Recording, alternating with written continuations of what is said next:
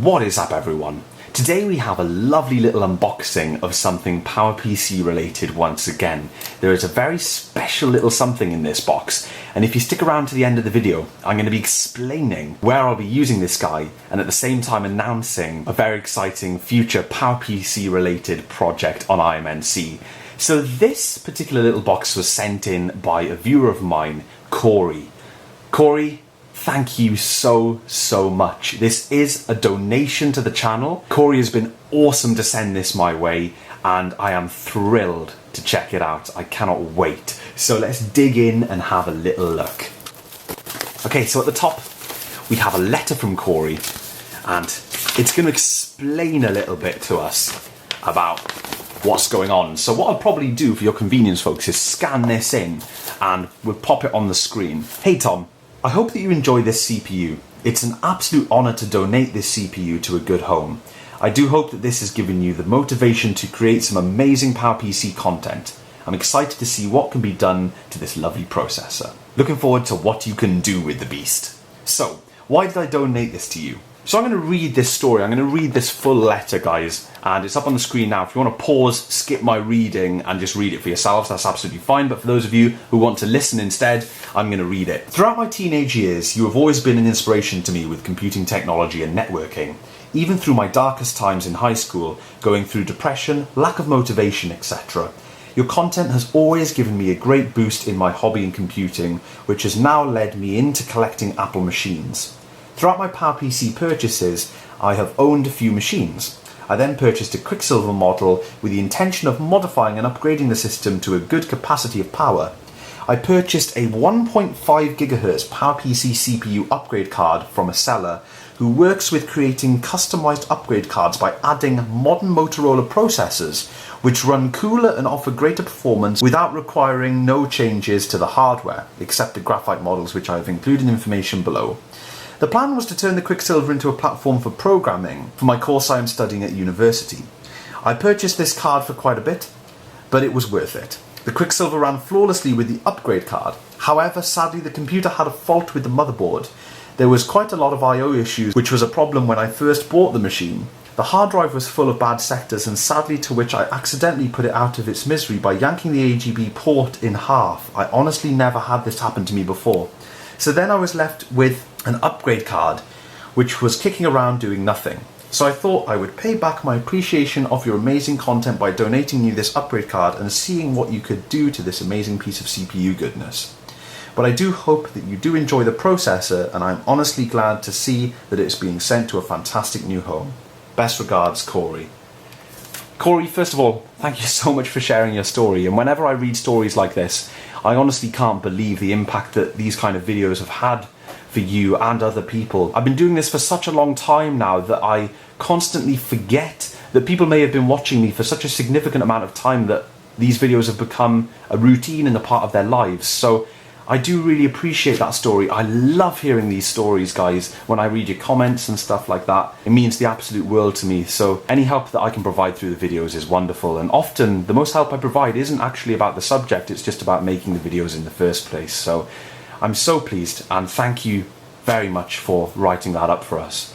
So, getting a little more nerdy, I will scan these in as well. Let's take a little look at exactly what we've got. Compatibility, support and notes. For all Quicksilver models, this upgrade card should work perfectly fine, as this card is based from the Quicksilver revision of CPU processors, including L3 cache and a higher and cool performing 1.5 GHz CPU than a bland 800 MHz CPU the system originally came with.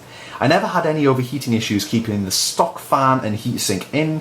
In fact, it ran better than the 800 MHz temp-wise. That's absolutely amazing. For graphite motherboard variant based from the digital audio revision, this CPU will work and operate. However, the bus speed on the motherboard for the CPU is slightly slower, so it may fluctuate in performance and overall clock speed. I know a modification can be done, however, I don't remember what was needed. The graphite motherboard variant based on the sawtooth revision, a motherboard modification would have to be done on the IDE connector for the DVD drives by putting the port underneath the board. This can be done, but it's a bit tricky. I personally never attempted this method. The graphite motherboard variant based from the Yikes revision is incompatible due to it being a ZIF socketed CPU. Now the Yikes one is the first G4. As a little bit of a refresher for everybody, it's the one that's basically very, very similar to a G3 blue and white motherboard, so the very early graphite G4s. The mirror drive door variants are also incompatible. However, I would say it's not 100% ruled out, but personally I would not attempt it. Yeah, MDDs are notoriously more difficult to get a hold of different CPU upgrades for. The whole MDD is just an entirely different beast, really. If you do get any technical issues with the CPU card, just shoot me a message on Facebook and I can try and give you assistance. So, Cory, the information that you've provided is awesome. Thank you so much for taking the time to write that up for us, and it has made a lot of sense of exactly what is in here. So, this is a CPU upgrade for a G4, and a very special one at that, because as Cory said, this is a modern CPU, a relatively modern CPU, fitted to the daughter board that will run in a PowerMac G4 Quicksilver, or as mentioned, in a digital audio version. Let's unwrap this guy and check it out. Here we go, getting down into the good stuff. Nice lot of packaging here. And I'm going to be so careful because I, for the longest time, have been looking for some kind of viable upgrade for a G4 CPU. A lot of G4 owners out there, especially if they've had their machine from new or close to release date, they're very lucky to indeed have a Sonnet upgrade card or something along those lines. For me personally, I've found it to be a massive challenge to find an aftermarket G4 upgrade. But this has come along, and this is even more special than a Sonnet card for reasons explained in Cory's letter. Let's check this out.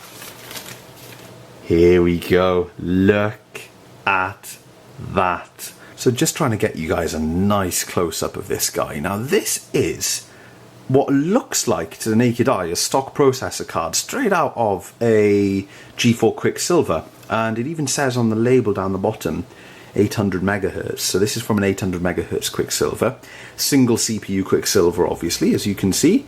And the special thing about this guy is, although I really wouldn't be able to tell with my just sort of looking at it, it's got a replacement CPU on here. So I do actually have upstairs somewhere an 800 megahertz CPU Quicksilver card. I'm going to go and try and find that, and we'll compare the two to see how different it actually looks. But this PowerPC 7450 chip here is supposedly upgraded. It's a newer chip, runs cooler, and you'll get 1.5 gigahertz out of this thing. So this is absolute wizardry to me, and I am very excited to check this out because I never knew that there were companies out here that were doing these changes. I didn't even know that you could get a 7450 running at 1.5 gigahertz.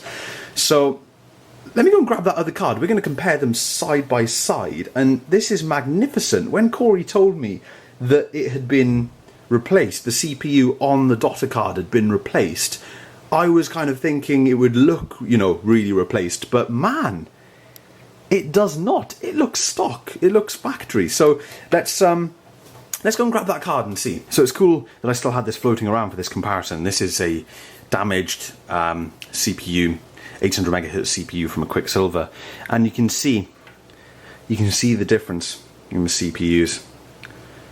There you go. Check it out. So this is original. This is the card from Cory. So there you have it, side by side.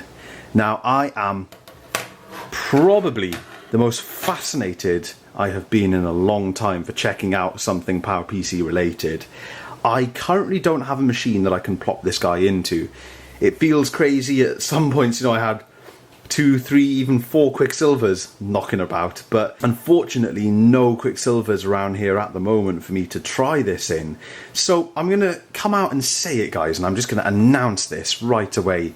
What this has allowed me to do, and I've shared this with Cory as well, for the longest time I've been looking for any kind of CPU upgrade for a PowerMac G4 that will warrant the intensity and the cool nature that the G3 Blue and White series had, to make a series exactly the same as that, but for a G4.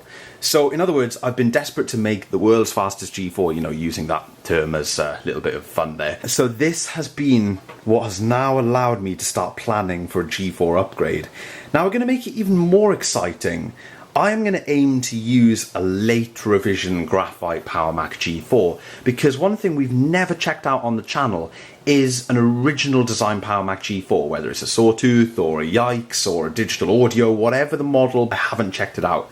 I started at Quicksilvers, we checked out Quicksilvers, MDDs, we looked at the Power Mac G3 blue and white over and over again, but never have I looked at an original G4 on the channel. So this is the announcement today, and please don't expect this to happen overnight, because these things take absolutely forever to come together. So what I'm going to aim to do is find a Power Mac G4 at some point during 2020 or 2021. I'm going to find a nice Power Mac G4 graphite that'll take this card, and we're going to upgrade it. We're going to make the world's fastest G4, or whatever I decide to call the series. I'll call it something different probably, because what I want to do, and it's no secret, I've mentioned this in the past, I want to work my way up. I've done the G3, so I want to do the G4, and then I want to do the G5, and this is the stepping stone to the G5. Okay, so Cory, you have been the one key ingredient that I needed to make this happen. Because I changed the CPU in the G3 blue and white, it would be totally wrong of me to try and make an ultimate upgrade series on G4 and not change the CPU. But now we can resolve that and change the CPU. So this has been the unboxing of a very exciting little bit of PowerPC goodness here that is going to be the key to a new series that will happen sometime probably during 2021, after I get my hands on some other components that are going to be a lot easier to find than something like this, and also get my hands on the G4 itself, because I don't currently have a Power Mac G4. The only G4, for those of you who are interested, the only G4 that I currently have in stock is my 1.42 gigahertz MDD. So I never got rid of that. I left it here, and that's the only Power Mac G4 that I actually have. So that's it. I'd like to say a massive thank you to Cory once again. Cory, you're an absolute legend. Thank you so much. I really hope the series doesn't disappoint when it comes out, and thank you all for watching the video and checking this out. I hope this has got you a little bit excited for some stuff coming in the pipeline for PowerPC related content. So thank you so much everyone, and I'll see you all in the next video.